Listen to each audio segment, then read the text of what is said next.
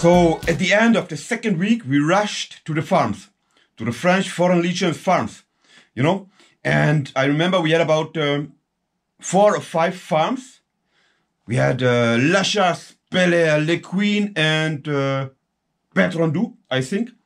And our farm was Bel Air. Yeah, it was the farm belonging to the first company, and it was about 15 kilometers distant to Caserne La Passée, but we didn't march there, yeah, because legionnaires always march, but not this time. We was brought there by trucks, Marmont, and already when we have been on the way to the farm, our morale was sinking very down, you know, falling to into the basement, because the caporals, instructors, told us, "Hey man, when we get close to the farms, hey man, look at the field, look at the miles field, look at the terrain. And when we have deserters, maybe like you, the military police will find them in the fields and they will be killed right away." You know, I didn't believe a word, but we had a lot of gentlemen, young applicants, who believed what they heard.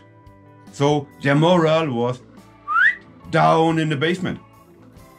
When we came to Bel Air, Bel Air was a big building made of rough bricks, and the right part was for us.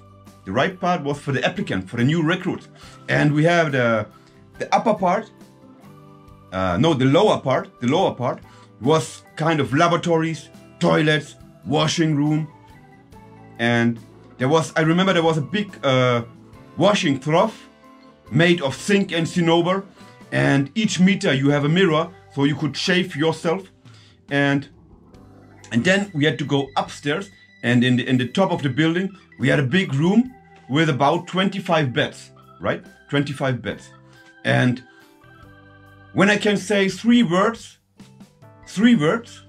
for the farm, for our stay on the farm Bel Air, it was hungry, cold, and tired. You know, this is what characterized our stay in Bel Air: hungry, cold, and tired.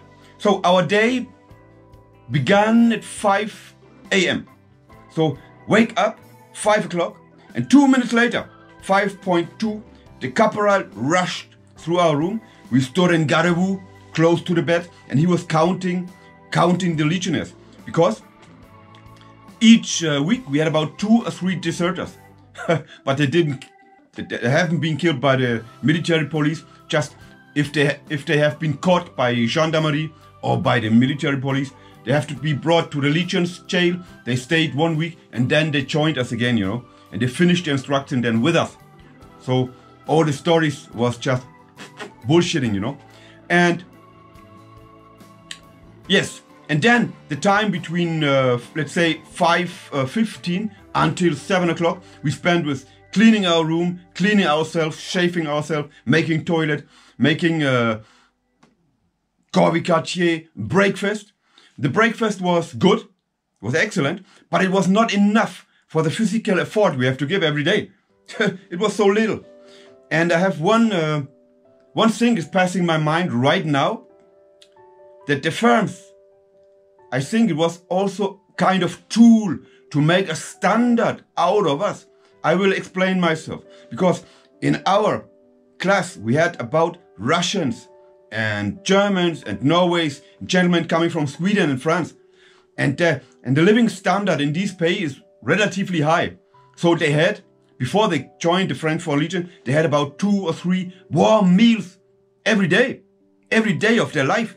But we had other gentlemen, Albanians, guys coming from Korea, from China, and they had in their country in the past maybe 1 or 2 handful of rice, and that's all.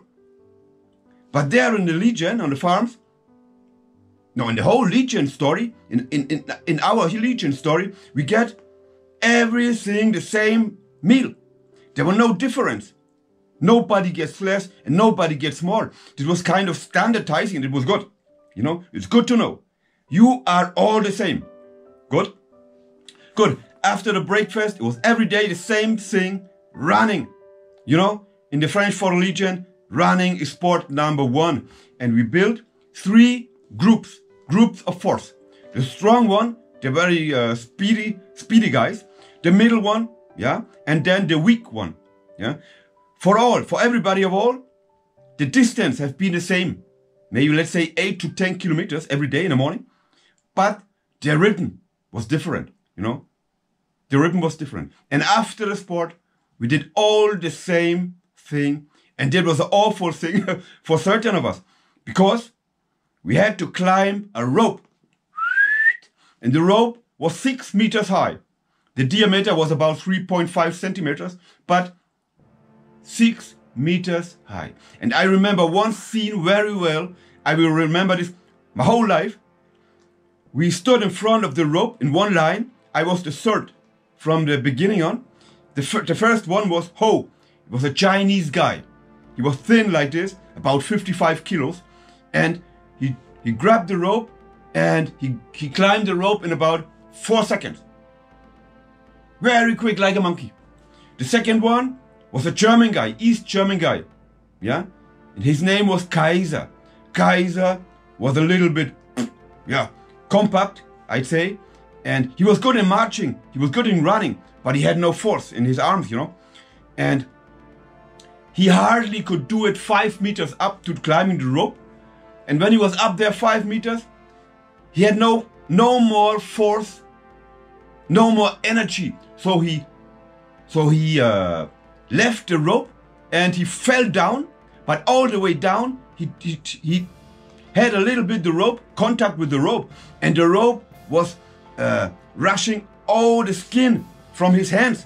So his hands was poor meat, you know. It was bloody and meat and the skin was on the rope, you know. And he was lying down on the ground. He was screaming, you know. But instead of helping him, the caporal instructor was kicking him in the ass. And he told, "Oh, move away, out of my sight, next one." And this was, yeah, I remember this. I will remember this my whole life, you know. Kaiser lying on the ground, screaming. The hands were like stakes, bloody stakes. And yeah, it was not easy. Not easy for everybody. And of course, we didn't have a washing machine. So we had to clean our battle dress uniform and all the sportswear, the underwear, with our hands. So they gave us a brush, soap, savon de Marseille, and we had cold water behind the building. It was outside. And I remember we have been in the middle of the month March.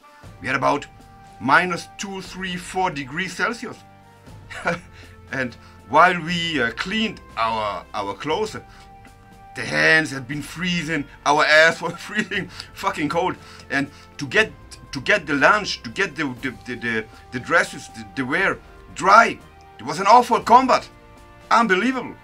We had not so much sun, you know. It was took 2 days to dry the battle dress uniforms. And I remember one scene, the whole life, I will remember this scene.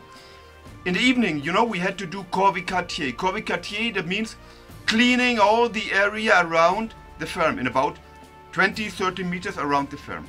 Yeah, we have to pick up all the mégots, the cigarette butts, the papers, the plastic stuff, everything, and put it in the trash. But one evening, we missed a mégot, a cigarette butt.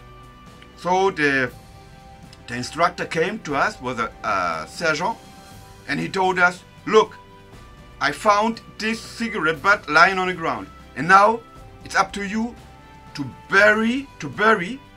dig a grave for the cigarette butt."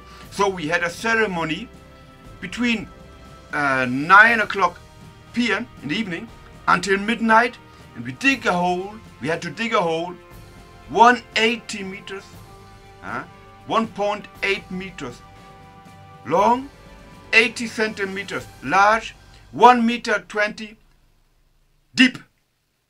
And in a ceremony, we buried the fucking cigarette butt. It was about midnight, and then of course some of us had to do the guarding the farm Bel Air. And then the night was over. We didn't sleep. if he could catch maybe 4 hours sleep, that's it. Hungry, cold, tired. These 3 words, has been our world on the farm Bel Air. Unbelievable. And the next story is all about red fan d'instruction and marche Capi Blanc. So don't miss it. Allons, Giron, baisse ton pantalon. Courant Giron en couleur dans le guitron de l'aumônier. No, you shouldn't miss the next one. Very interesting for you. Bye bye. See you next.